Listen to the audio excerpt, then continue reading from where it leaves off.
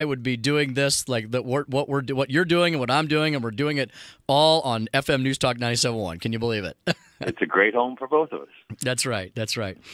So, folks, you probably are familiar with Mr. Jeff Roorda. You've heard his voice on this station and on many others around town. He is Jeff. Are you the business manager? Do I have that title right? Yes. Yep. Business manager for the St. Louis Police Officers Association right here in the city of St. Louis. And Jeff, right before I brought you on the air, I pulled up. I do follow the official Twitter handle at SLMPD, and thankfully, hopefully, I won't jinx anything. It looks like things are quiet, at least for this evening.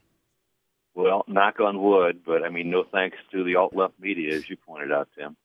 Yeah, Jeff, you and I served almost the same at almost the same time. We were almost there during the entire years, and yeah, we had issues and we had other controversies and we had other crises, but I always felt that whether you were a Democrat or a Republican, you generally supported a few things. You supported because you and I were there.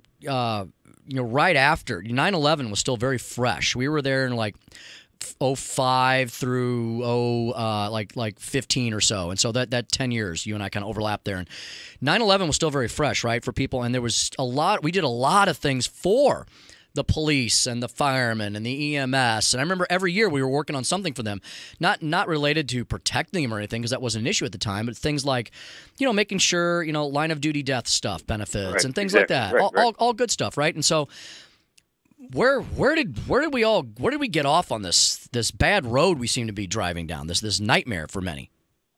Well, as you point out, this is a ratings bonanza for the media. I mean, really for all. I mean, left and right. You're right. Yeah. Talking about it gets people's attention, and we were pretty closely aligned on some of the social issues.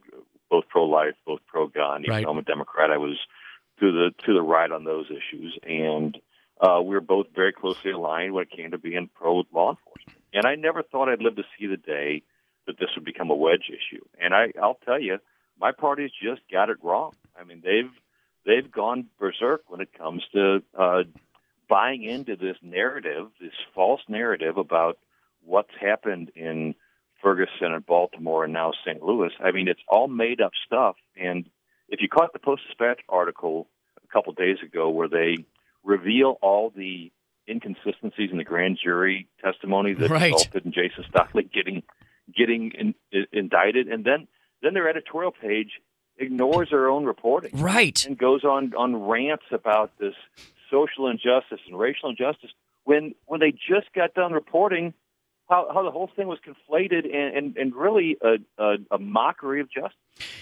Jeff, you're right. It's like we live in an alternate. It's like they live in an alternate universe. And you and I have very few to none friends over at the Post-Disgrace, right? I mean, we got a lot of mutual enemies over there because these people seem to. You're right. They'll write.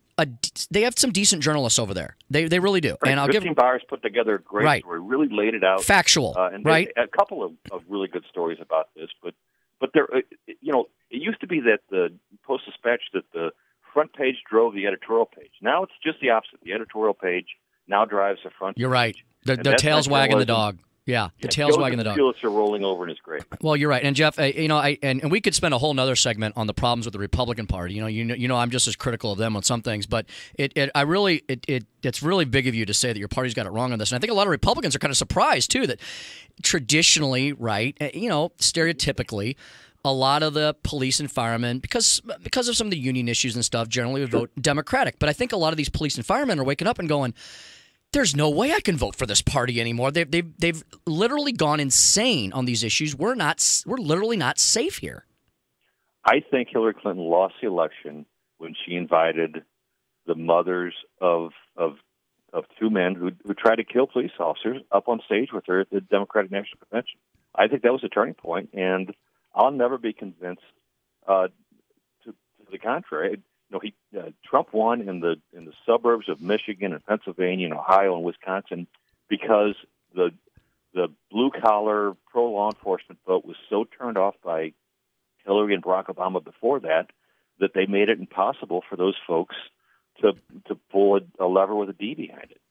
Speaking of Jeff Roorda, business manager for the St. Louis Police Officers Association. Jeff, I was out of town for a couple days, the end of last week, so I did lose track of this a little bit. Where are we now in things?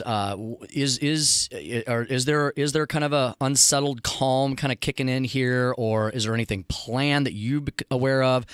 Tell folks what they're going to expect maybe in the week or so ahead, if you've got anything on your radar.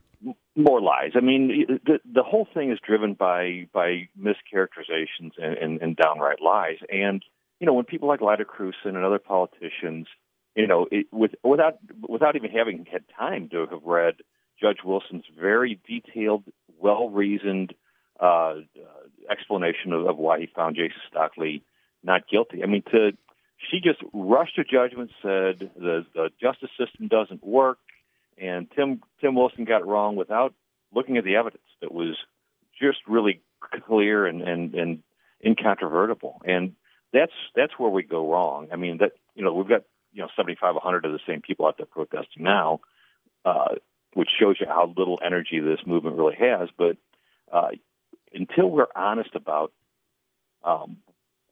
what really happened, we can't fix our problems because we're fixing the wrong problems. That's right. And Jeff, we were talking earlier, bill filing starts for the legislature in about 2 months. And there's going to be a lot of stuff that's filed, for the cameras and the media and our beloved editorial page and all that.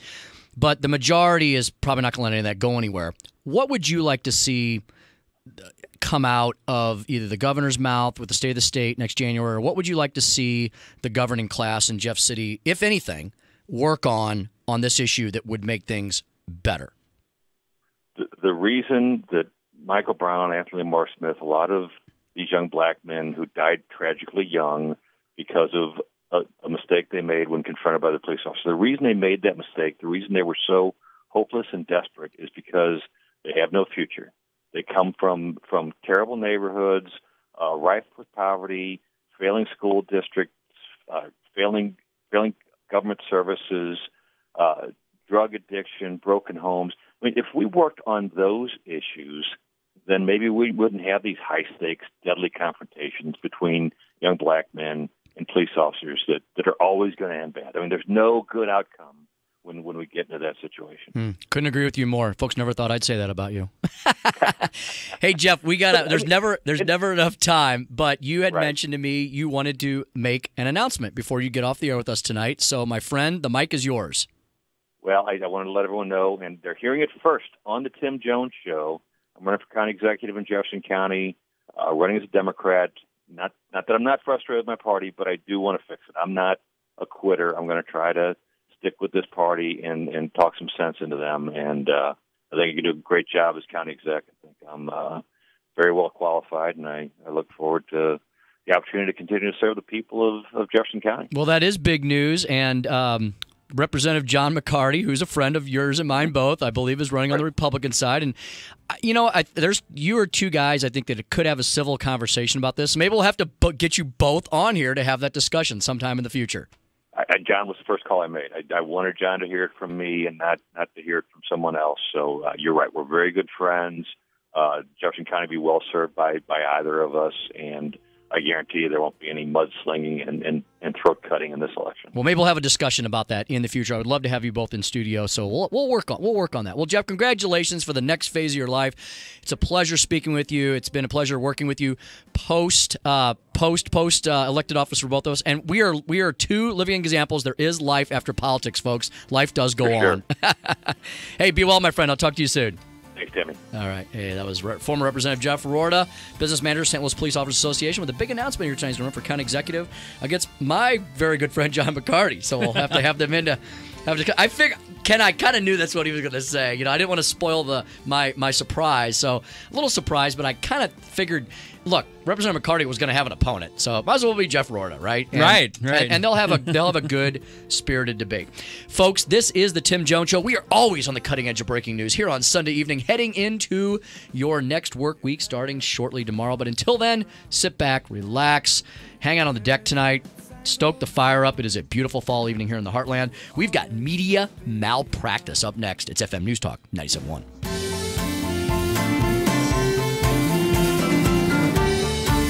This is the Tim Jones Show on FM